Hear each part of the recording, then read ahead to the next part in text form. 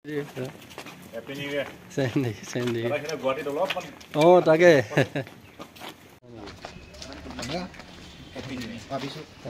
আজি দিনটো ওলাই বৰ ভাল নহ'ব বুলি ক'লাম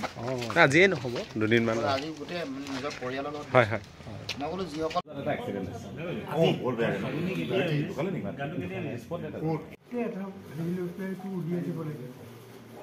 বুকলেট প্ৰকাশ কৰি সম্পূৰ্ণৰূপে মানে এইবোৰ একেবাৰে তথ্য পাতিৰে সৈতে যদি লিখি আছোঁ এতিয়া মই ভাবোঁ যে তোমালোকৰ এটা ডাঙৰ কাম হ'ল মই এইমাত্ৰ ভাত খাই উঠিছোঁ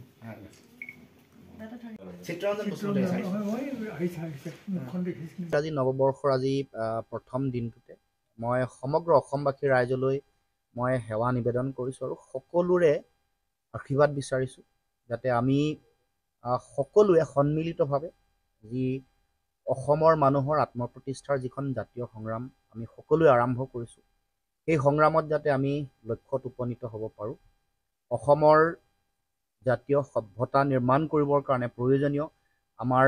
অধিকাৰৰ সংগ্ৰাম ভাষা কৃষ্টি সংস্কৃতি মাটি ভেটি ৰক্ষা কৰি নতুন বাটেৰে আগবাঢ়ি গৈ পৃথিৱীৰ মানুহৰ আগত শিক্ষা বিজ্ঞান প্ৰযুক্তিবিদ্যাৰে এক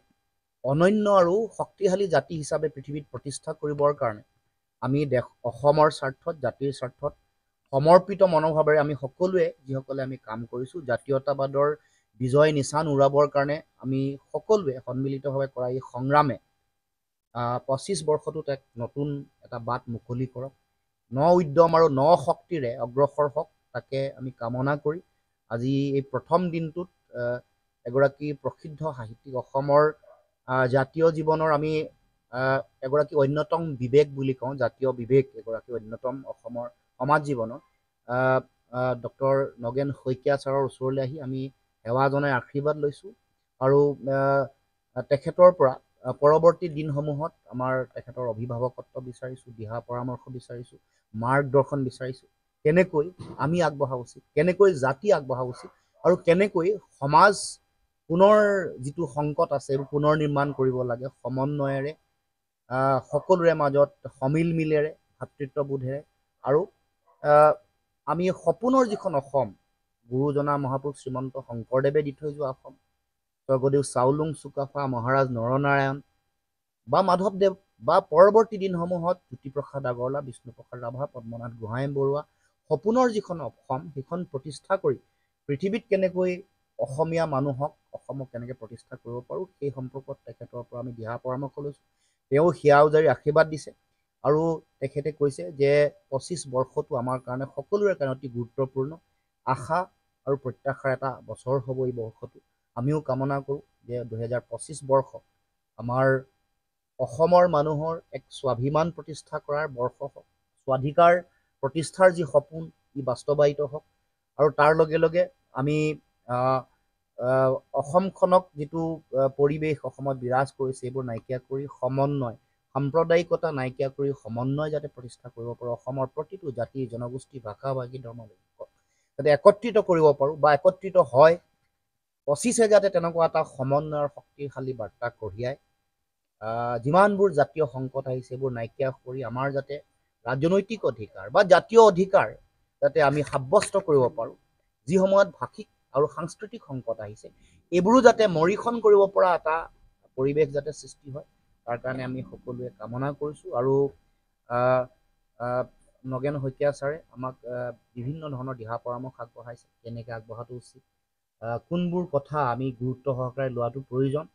আমাৰ ভাষা কেনেকৈ জীয়াই ৰাখিব লাগিব অসমীয়া ভাষাৰ উপৰিও আন জনগোষ্ঠীয় জনজাতীয় যিবোৰ ভাষা আছে সেইবোৰ উৎকৰ্ষ সাধন কৰিবৰ কাৰণে কেনেকৈ আমি ভূমিকা পালন কৰিব লাগে অসমীয়া ভাষাই কেনেকৈ সকলো মানুহৰ মাজত সমন্বয় আৰু সংযোগ স্থাপন কৰিছে এই সম্পৰ্কতো তেওঁ আমাক বিভিন্ন দিহা পৰামৰ্শ আগবঢ়াইছে তাৰ লগে লগে গুৰুজনাৰ সংস্কৃতি বা গুৰুজনাই দি থৈ যোৱা দৰ্শন আদৰ্শ কেনেকৈ মানুহে হৃদয়ত স্থাপন কৰিব লাগিব সমন্বয় কেনেকৈ গঢ়ি তুলিব লাগিব বিভেদ সংকীৰ্ণতা ঘৃণা এইবোৰৰ বাতাবৰণ নাইকিয়া কৰি আমি এখন আধুনিক উন্নত গণতান্ত্ৰিক আৰু বিজ্ঞানসন্মত এখন কেনেকৈ মানৱীয় প্ৰমূল্যৰে শক্তিশালী সমাজ গঢ়িব পাৰোঁ সেই ক্ষেত্ৰত মনোনিৱেশ কৰিবৰ কাৰণে ছাৰে আমাক পৰামৰ্শ দিছে আৰু তাৰ লগে লগে যিবোৰ অতদিনে অমীমাংসিত জাতীয় প্ৰশ্ন যিবোৰ আছে, জাতীয় যিবোৰ সংকট, যিবোৰ জাতীয় বিষয়ে আমাক সদায় ভাৰাক্ৰান্ত কৰি ৰাখিছে, আমাৰ অধিকাৰ, আমাৰ সম্পদৰ ওপৰত অধিকাৰ, আমাৰ অৰ্থনীতিৰ জাতীয় পুঁজি, যিবোৰক আমি নতুন ধৰণে আগবঢ়াই লৈ যাব পৰা নাই, সেইবোৰতো আমাৰ কৰণীয় যিটো দায়িত্বৰ কৰ্তব্য আছে, জাতীয় অৰ্থনীতিৰ ভেটি পুনৰ নিৰ্মাণ কৰিবৰ কাৰণে, সম্পদৰ অধিকাৰ পুনৰ আমি ঘূৰাই আনিবৰ কাৰণে, আৰু ৰাজনৈতিকভাৱে জাতিটোক কেনেকৈ আমাৰ বিষয়সমূহ যাতে কেনেকৈ আমি আগবঢ়াই লৈ যাব পাৰোঁ, সেই সম্পৰ্কতো তেখেতে আমাক পৰামৰ্শও আগবঢ়াইছে। আমিও কৈছোঁ যে আমি সকলোৱে সংকল্প লৈছোঁ, আমাৰ অসম জাতীয় পৰিষদেই হওক বা অসমৰ প্ৰতিগৰাকী জাতীয়তাবাদী সৈনিক, সেৱক আৰু যোদ্ধাই